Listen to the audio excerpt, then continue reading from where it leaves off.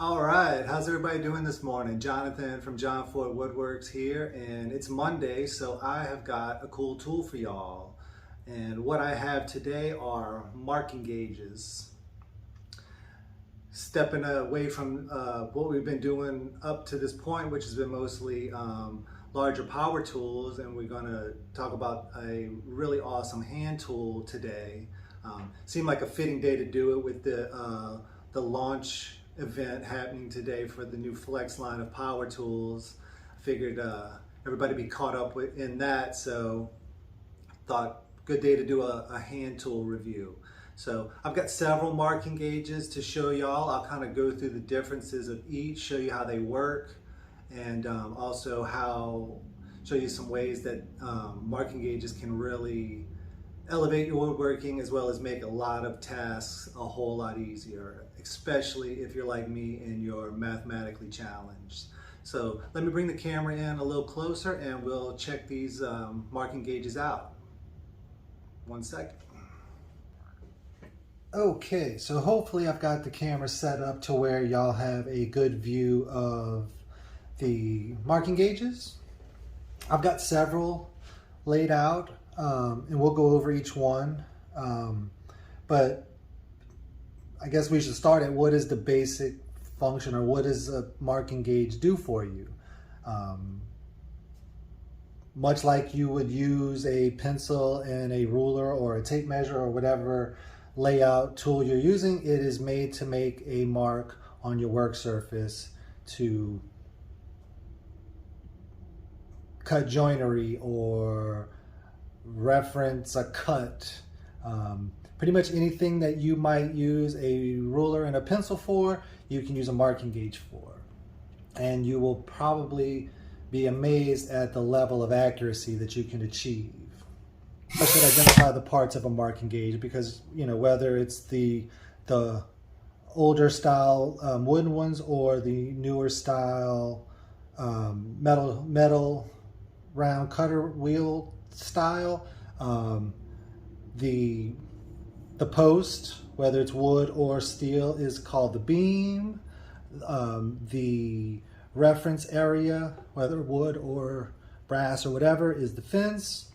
And then the cutter wheel, whether it is a wheel, a pin, or a knife, is the cutter. So those are the basic three parts of a marking gauge. So, now that we know the parts, I'll go through each one of these, kind of explain the differences, prices, all that fun stuff, and then we'll check out how they work. So, as I mentioned, these two down here on the end that we'll get to in a second are ones I've been using for years.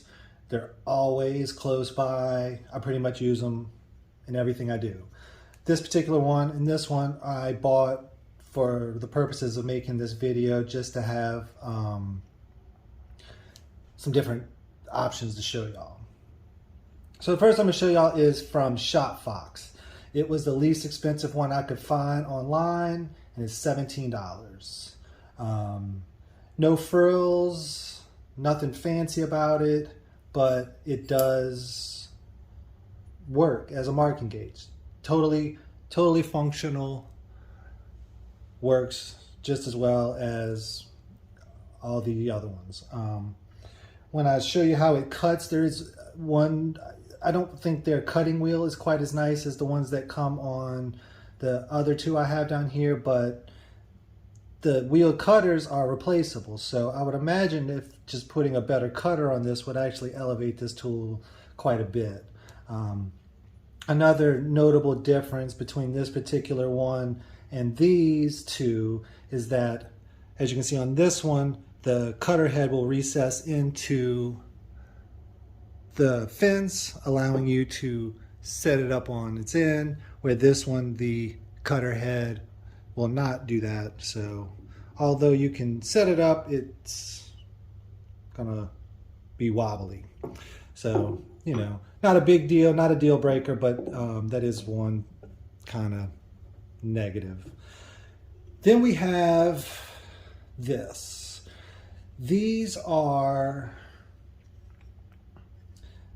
a more traditional, older style marking gauge. I mean, I think they've been around for centuries in various shapes and forms. There's tons of them out there. This particular one came from Crown Tools and was $47. This one also has single pin on one side for single marking and dual pins on the other side for laying out mortises or dual marking. You can adjust this knob to adjust your 2 pins and make 2 cuts at the same time. Single pin on the other side. They also, in this style, make some, as I mentioned, this one has pins. You can actually also get these with knife cutters. They have advantages and disadvantages, both do. Pin cutters like this are generally considered better for going with grain, and knife cutter gauges are generally better for going across grain. I don't have one of those to show y'all, but those are out there. These can be made yourself. You can find them at antique stores, garage sales, and they really work great, and they can be really pretty. I mean, this one I think is made out of rosewood, and it's really pretty. There's also kits that you can buy. I know Taylor Tools has a really cool kit that I think is like $12. They send you all the hardware that you need and templates for cutting out the pieces of wood needed to make your own. And there's actually a YouTube channel, Rex Figures It Out. I believe the gentleman's name is Rex Kruger. I don't know him, but I do enjoy his channel. And he actually has a video where he shows you how to make your own marking gauge in this style. So I'll leave a link to that, as well as where to get all of these marking gauges in the show notes. Next up is the marking gauge that I've had the longest.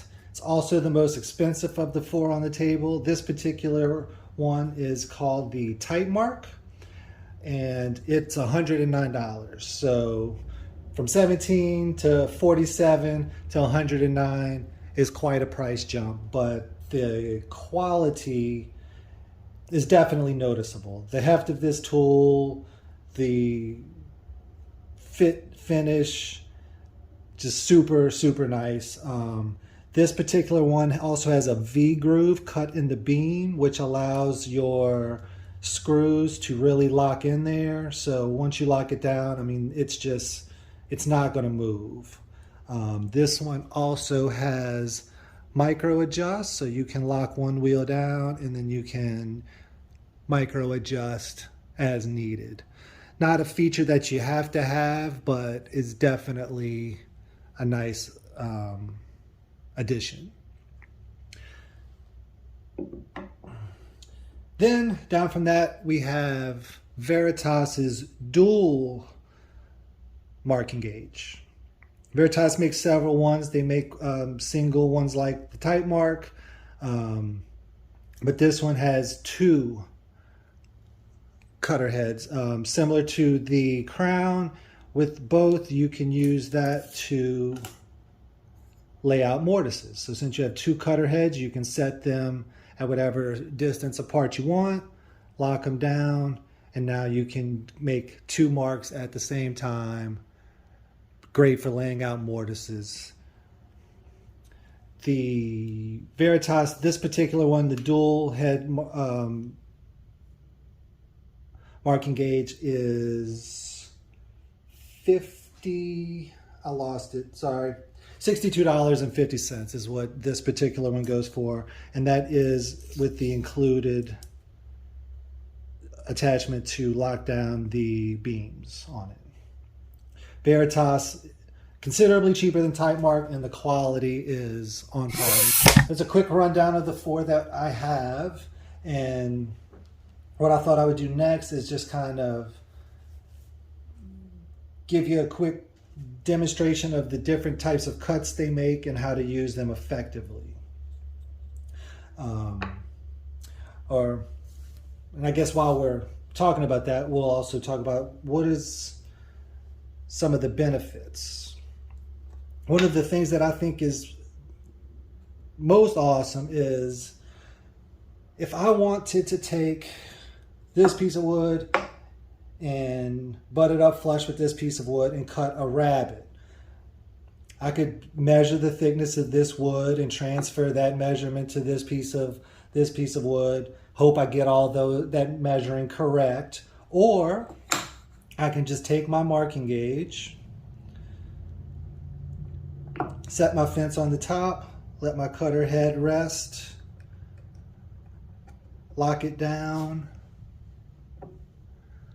Hopefully I'm doing this in the camera. Lock it down, and now I have the exact thickness of the stock that I want to transfer. So take the piece I want to transfer it to,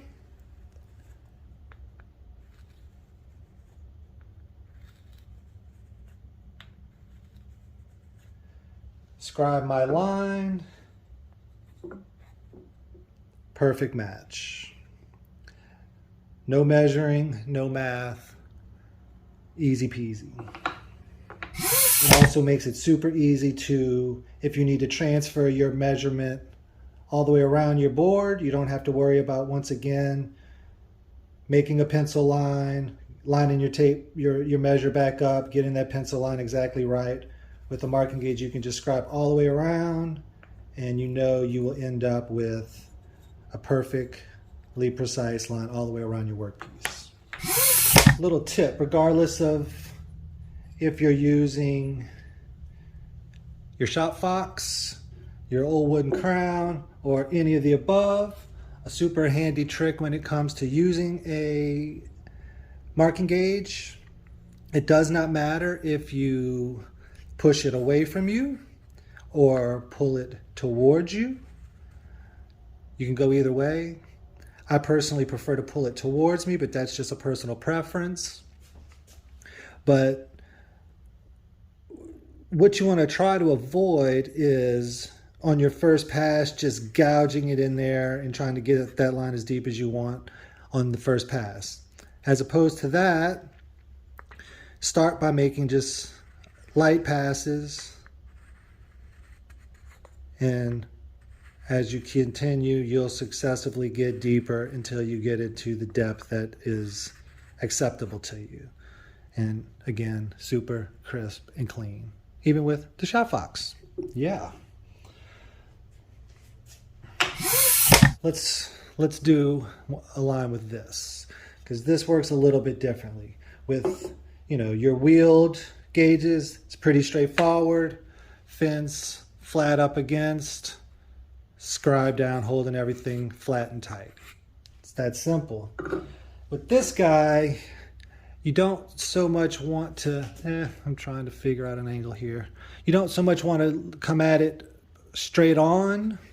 These are designed to work by holding them at an angle. So you get your fence pressed up there and you angle it so that the cutter head is coming through at an angle as opposed to straight down.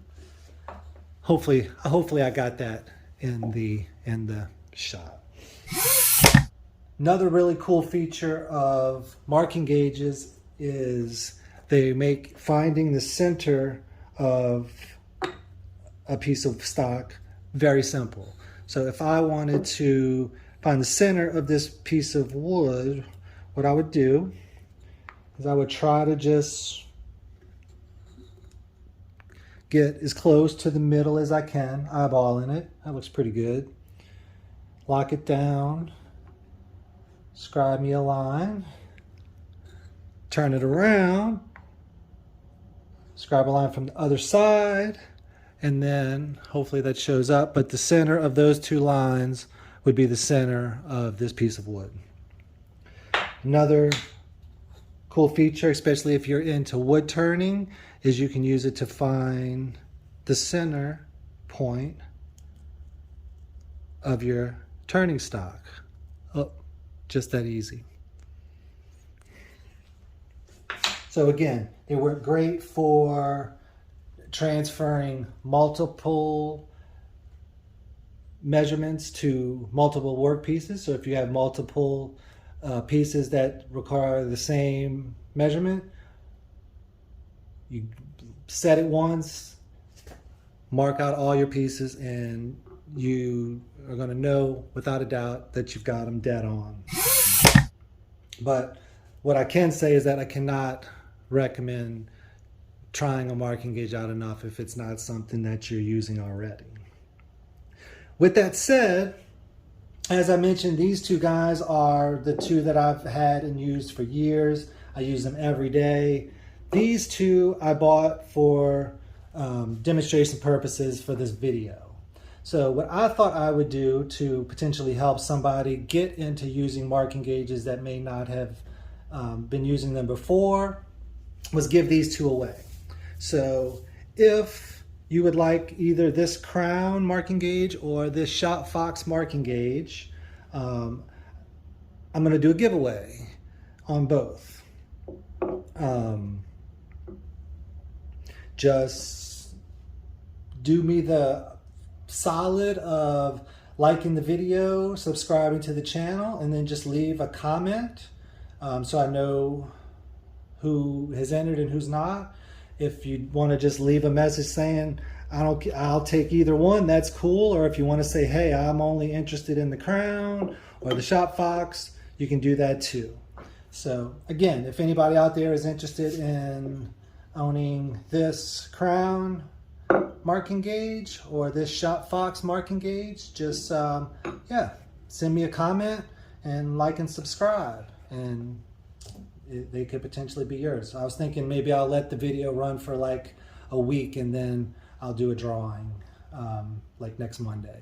So yeah, that's all I got. If I missed anything or if I've left something unanswered, please leave me a comment. I'd be glad to answer any questions that you have or clarify anything that I missed or may not have covered accurately. So yeah, please do that. And as always, thanks for watching. It's Jonathan from Jon Ford Woodworks. And again, if you're interested in getting one of these two marking gauges, shoot me a comment. And you know, if you like the video and appreciate the content, liking and subscribing would be really great. I would really appreciate that. Thanks so much, everybody. Have a great week, and see you next time. Bye.